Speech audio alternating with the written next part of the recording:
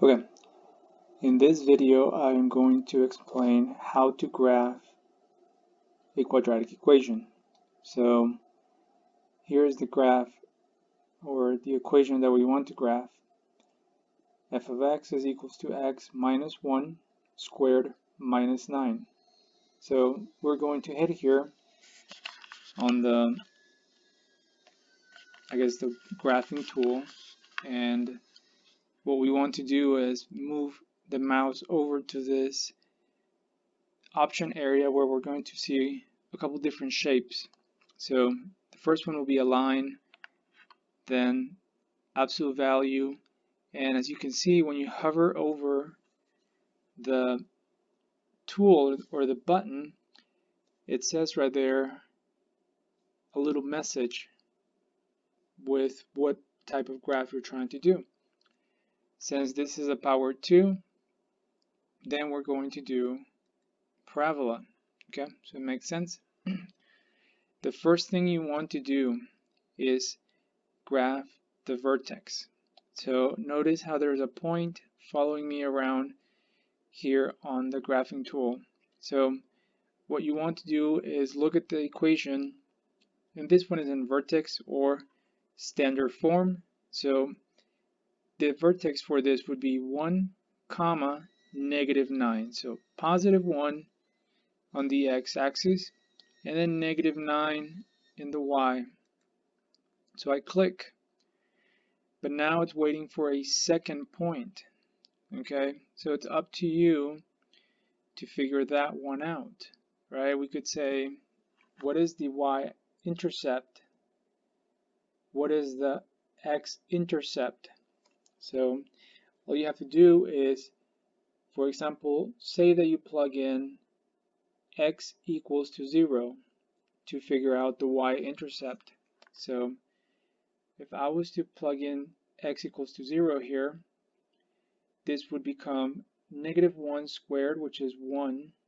And so 1 minus 9 would be negative 8. So I go here, and also if you haven't noticed, right here on the top right, it'll tell you where your cursor is, so what point you're trying to graph.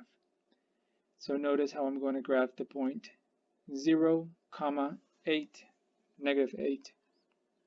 And so I leave it like that. Now that it's in yellow, it is considered as my final graph, right?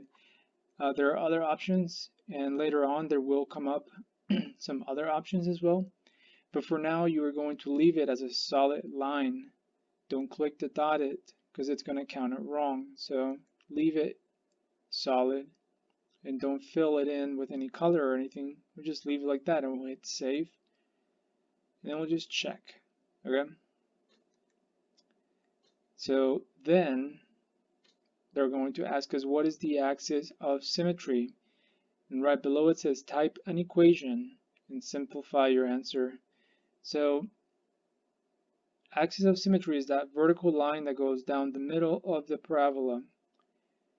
If we look at it, we know it's going to be an x equals value. So x equals h. What is h? H is the x value of the vertex, or that minimum point. So that point was 1. So you got to have a variable equal symbol in a number. So x equals 1. Okay?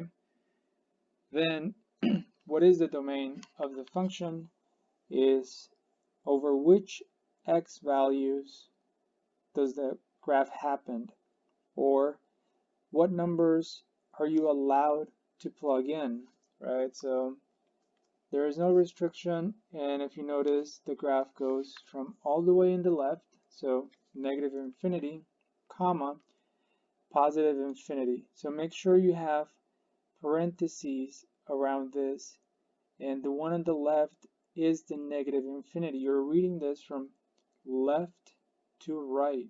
So that's how we are putting in the values of the range.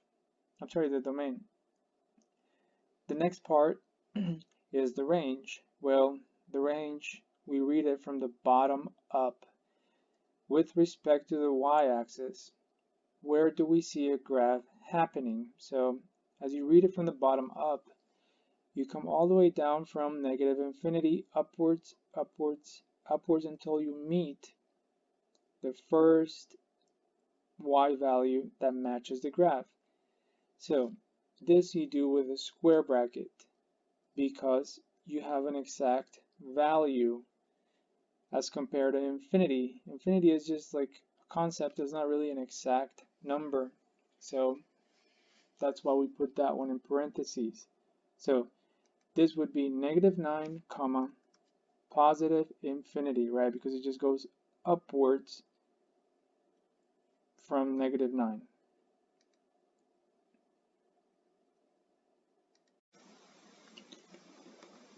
In this problem, I'm going to graph another quadratic equation, but this one is not in vertex form or standard form.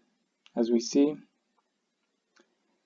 it says f of x is equals to x squared minus x minus 2. So we do the same. We click here on the graphing tool. I personally prefer this way. You can, I think, definitely graph here. You just select whatever tool you need.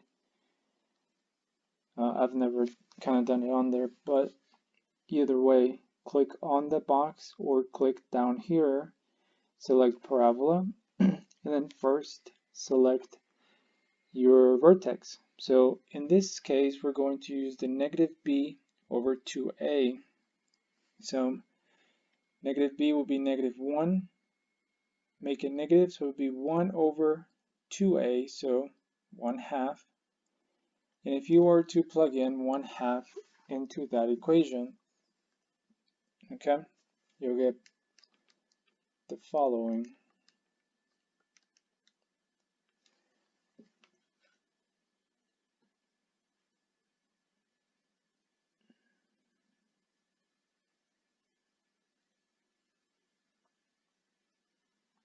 -2.25. So if I go down,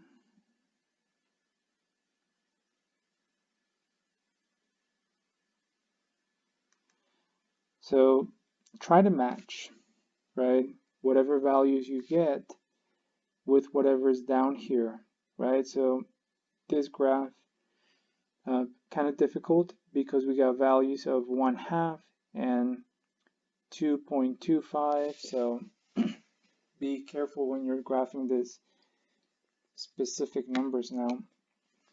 And next, you want to figure out another point. So what is another point on this graph? One of the easiest ones to figure out would be the y-intercept, which is the point at which the graph intercepts the x-axis. The y-axis. And you find it by setting x equals to 0. So it's pretty easy to plug in a 0 here and a 0 here. Whatever number is left, that is going to be the y-intercept. So in this case, is going to be -2. So once I hit that 0, -2, I have my 2 points, which is all that it's needed to graph a quadratic in this section. Okay, and you would just check and make sure you did actually select whatever you needed. And remember, the axis of symmetry is going to be x equals whatever the x value for the vertex was. So x is equals to 1/2, positive 1/2, right? So then we are going to talk about the domain as we did in the previous problem. And really in general, for all quadratic functions, the domain is going to be -infinity to positive infinity. And these are going to be inside parentheses, right? Because they're not exact numbers. Then we're going to talk about the range. Since it's opening upwards again, we come from the bottom and go until we find the lowest value here, which happens to be a negative, and that's going to be with a square bracket, negative 2.25, comma, and then it keeps going upwards forever until positive infinity. So negative 2.25 all the way up to positive infinity with parentheses, okay?